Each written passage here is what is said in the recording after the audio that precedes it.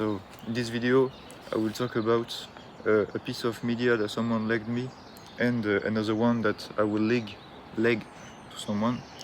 For the item that someone passed on to me, I will talk about a novel which is called Looking for Alaska. The story was that I was tired of reading non-fiction, and I asked my friend Raphael, who is a philosophy major, so he lives to read, and he also knows me pretty well, so that fitted, and he recommended this book. He said it really hit the spot for him because he was going through the infamous breaking up part of a relationship, and he also knew that I'm a romantic at heart, so he thought that I would connect with it. The book tells the story about Miles Halter, who is a young introverted teenager, and is moving out of his parents' house in Florida to go to a prestigious boarding school. There he met a group of new friends, and one person in particular stands out, a mysterious and captivating girl called Alaska. So Alaska is a mysterious and hypnotizing type of character. She can be described as smart, rebellious, and most importantly unpredictable. At first glance, the book revolves around the story of Miles, but the more you go into it, the more you find yourself becoming attached to Alaska. So, her, Miles, and a few other friends form a close-knit friendship, and together they go through many of the experiences that define teenagerhood, like getting intoxicated on various substances, falling in love, facing confusion, going through growing pains, and dealing with deep existential emotions. The main structure of the book is built around a tragic event involving Alaska that happens around the midway of the book, and the book that's why it's divided into two parts. The first part, which is called Before Event X, and the second part, After Event X. So that indicates how much this event is important for the story of the book. The nature of the event is not really important. What really matters, it's what it reveals about human nature, which is that individuals are chaotic, emotional, and most importantly unpredictable, and they make decisions not solely on emotions, but almost, and that does not even make sense to themselves. That's what the books explores so well, in my opinion. The real aim of Looking for Alaska is to show how uncertain and fragile life is. At one moment everything feels normal, and the next time at t equal t+1, everything can change.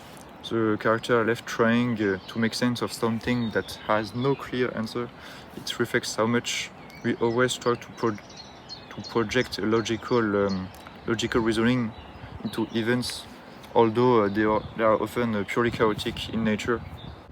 This book also reminded me of my own teenage love stories, which I look back at with a mix of nostalgia and gratitude. Most importantly, I recognize that what made them happen was plain randomness, and that nothing is actually determined.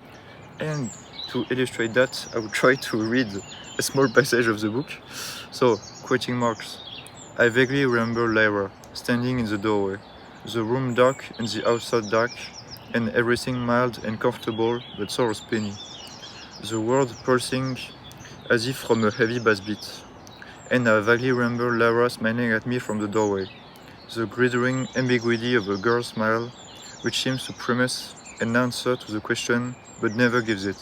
The question, the one we've all been asking since girls stopped being gross, the question that is too simple to be uncomplicated: does she like me or like me?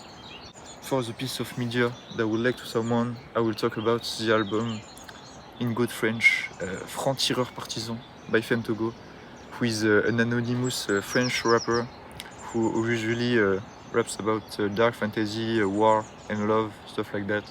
This album is named after the French resistance movement established by the Communist Party in Vichy, France.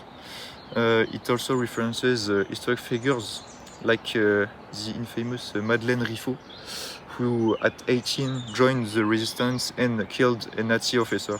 Femtogo uses these images to illustrate his own rebellion against the music industry. In fact, Femtogo refuses the norm imposed by the music industry. He has never revealed his identity. He does not perform any concerts. He is not signed to any label. And the only collaboration he has done has been with other rappers from his collective, the SPK. On top of that, he changes his style like almost with every album, constantly evolving and refusing to be put in a single category. This album is also deeply introspective.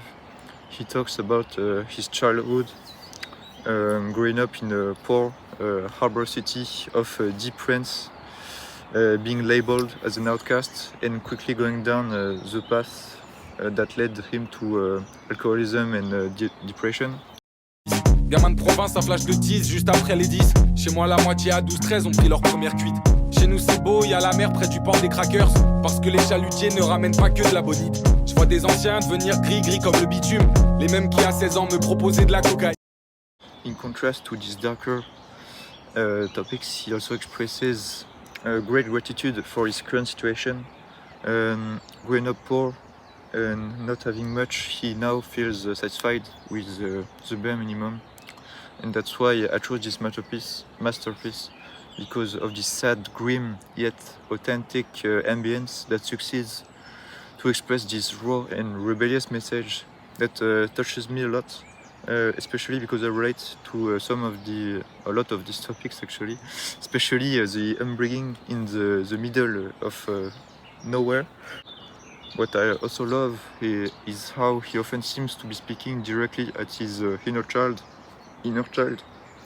He reflects on his past actions with a mix of tenderness and regret, but he does not only criticize the choices that he made, he acknowledges the environment that shaped him. Mon grand aère un peu ta chambre, dehors y a du soleil et des fleurs. And it's raining, so I've listened to this album a lot, and by a lot I mean continuously a few times a day since it has came out, because of how special it is to me.